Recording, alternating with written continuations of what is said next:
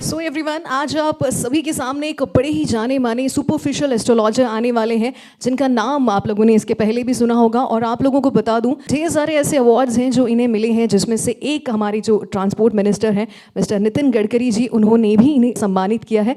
और इन्होंने तकरीबन 5 लाख से भी ज़्यादा क्लाइंट्स को सर्व किया है। और ऐसे ढेर सारे लोग हैं जिनकी प्रोफेशनल और पर्सनल लाइफ की प्रॉब्लम्स इन्होंने अपनी एस्ट्रोलॉजी नॉलेज के साथ शेयर की करते हुए उनको कुछ उसके जो है हल दिए हैं। तो आज आप लोगों को भी वो मौका मिलने वाला है कि आप लोगों की जो प्रॉब्लम्स हैं उनका सोल्यूशन भी आप यहाँ से लेकर जा सकते हैं। सो तैयार हो जाइए and give a quick round of applause to the one and only and a very well known super personality, the professional celebrity astrologer in front of us. Everyone please welcome Ajit Joshi ji.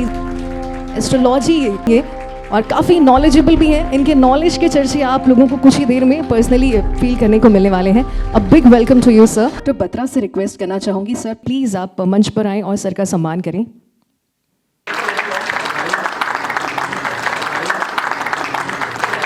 तालियां हो जाए सभी की। ढेर सारा स्वागत है। Please sir, have your seat. ये ज्योतिष है क्या, प्लीज़ हमें थोड़ा सा इसके बारे में बताएंगे। ऐसा विषय है कि जिसको अध्ययन करने के लिए, जिसको स्टडी करने के लिए बहुत मेहनत करनी पड़ती है। ज्योतिष के बारे में जानकारी होना बहुत ज़रूरी है। हम जब आसमान की तरफ देखते हैं, हज़ारों तारे दिखेंगे, सूर्य दिखेगा आपको, तारे दिखेंगे, ग्रह दिखेंगे।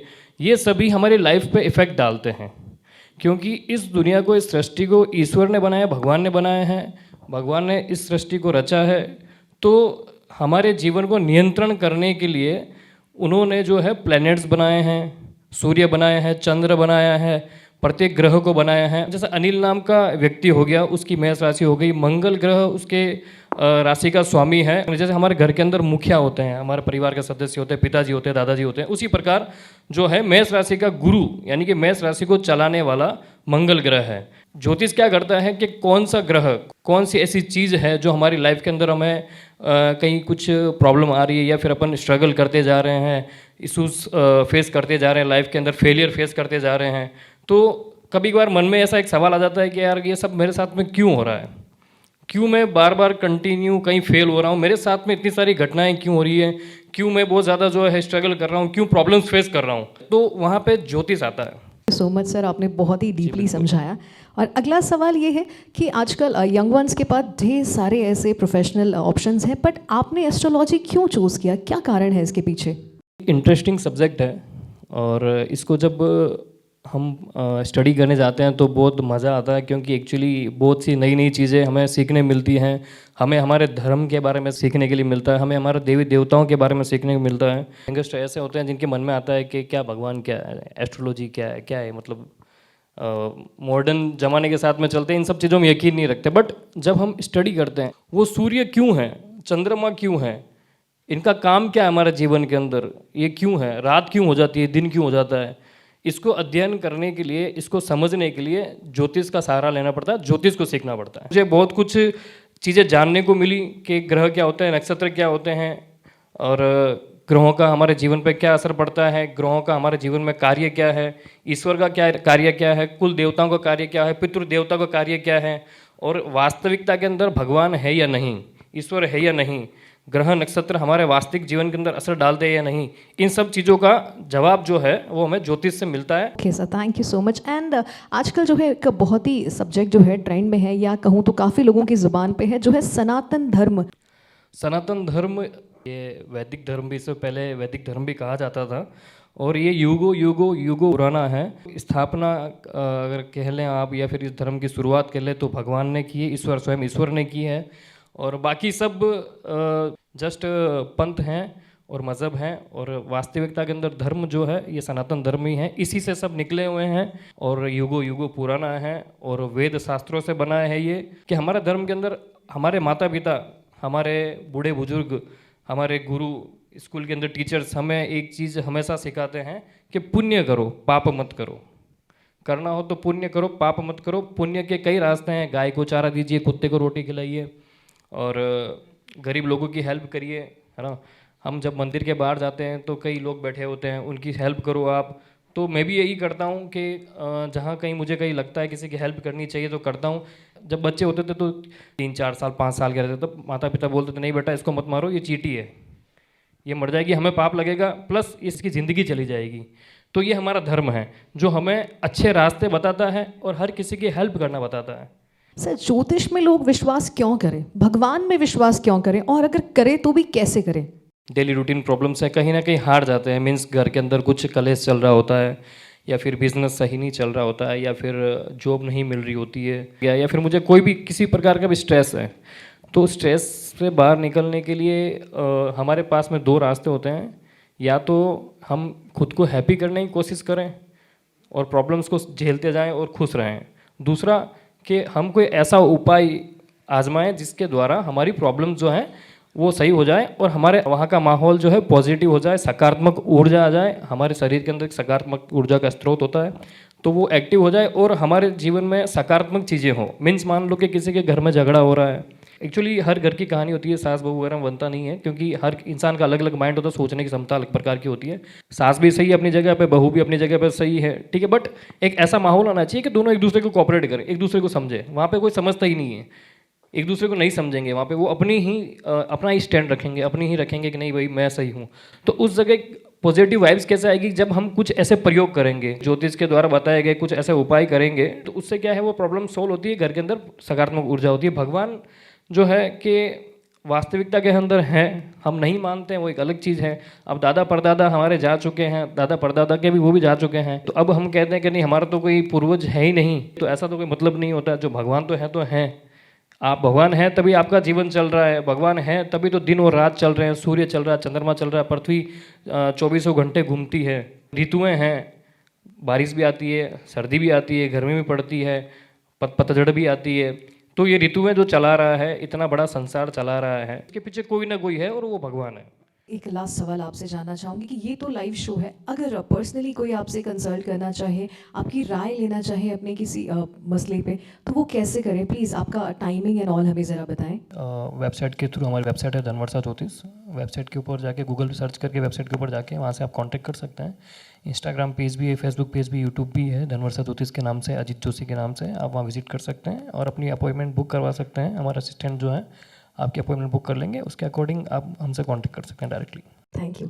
And after all you are a professional celebrity astrologer, तो हमारी जो प्यारी सी ऑडियंस यहाँ पे मौजूद है, उनके भी ऐसे कुछ सवाल हैं जो आपसे जानना चाहेंगे, तो क्या परमिशन है? जी बिल्कुल, कोई इशू नहीं है, तो पूछिए क्या सवाल पूछने हैं आप। प्लीज़ मैं चाहूँगी ऑडियंस में से जिसका भी कोई सवाल है आप सर से पूछ सकते हैं। हाँ जी। Hello Ajit sir, first of all you thank you so much कि आज आप जयपुर आए और आपसे फेस टू फेस मिलने का मौका मिला। सर मैं आपके सोशल वर्क्स और एस्ट्रोलॉजी प्रेडिक्शंस के वीडियोस देखता रहता हूँ। वाकई सर आप बहुत अच्छा काम कर रहे हैं। सर मेरा एक क्वेश्चन है, मैं पिछले 20 साल से बिजनेस कर रहा हूँ, पर लास्ट 6 मंथ से मेरे बिजनेस में बहुत लॉस चल रहा है सर। मेरे जो शेयर्स की प्राइस थे वो भी बहुत डाउन चले गए हैं, घर में भी काफ़ी झगड़े हो रहे हैं।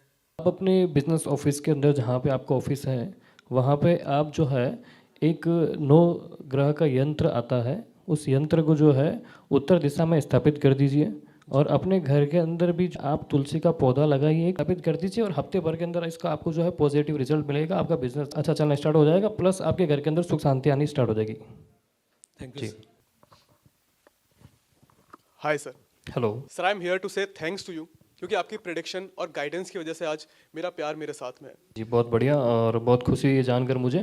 तो आपने जो रेमेडीज़ मैंने आपको बताई थी वो आपने प्रॉपरली फॉलो की है, उसका आपको ये परिणाम मिला है। Thank you so much sir, please give blessing sir. और ऐसे ही किसी को भी अगर ऐसी कोई इश्यूज हों तो बिल्कुल हमसे कांटेक्ट कर सकते हैं। एंड सर मेरा फ्रेंड मेरे साथ आया जी। है, वो आपसे कुछ क्वेश्चन पूछना जी चाहता है। बिल्कुल। और मैं चाहता हूँ कि जिस तरह से आपने मेरी हेल्प करी थी आप उसकी भी हेल्प करें।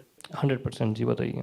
सर मैं मैरिड हूँ, बट लास्ट 2 ईयर से मेरी बीवी के साथ मैं फैमिली में प्रॉब्लम फेस कर रहा हूँ। मॉम डैड के साथ आपसी झगड़ा, घर में कलेश होने लगा, इस वजह से मेरा रिश्ता भी टूटने के कगार पर आ गया है। Please sir, please help me.